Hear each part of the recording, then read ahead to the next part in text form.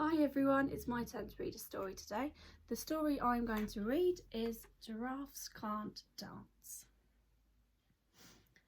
Gerald was a tall giraffe whose neck was long and slim, but his knees were awfully bandy and his legs were rather thin.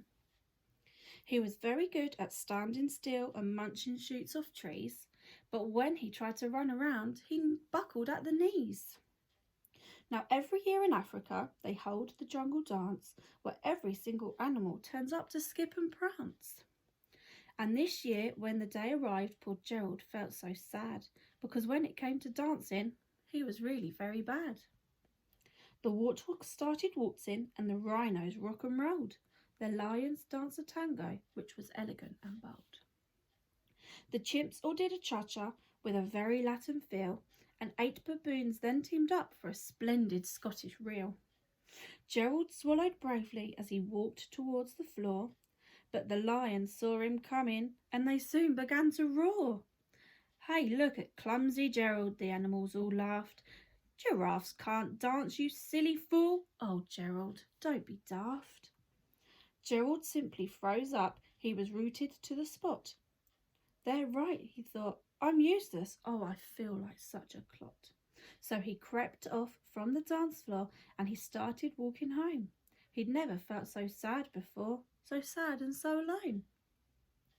Then he found a little clearing and he looked up at the sky. "The moon can be so beautiful," he whispered with a sigh. "Excuse me," coughed a cricket, who thought he'd seen Gerald earlier on.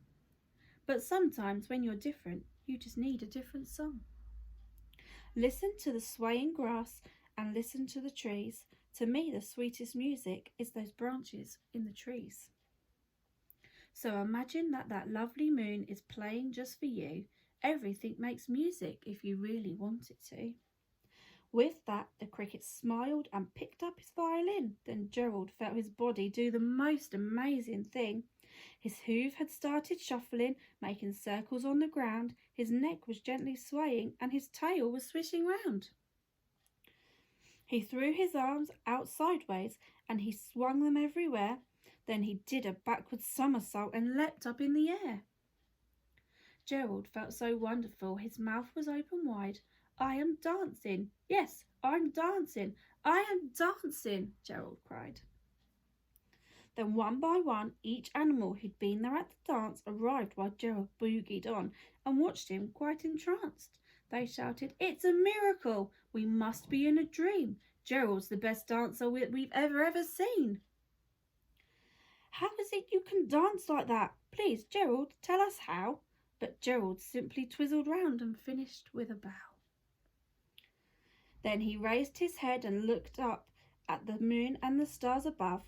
"We can all dance," he said, "when we find music that we love." The end.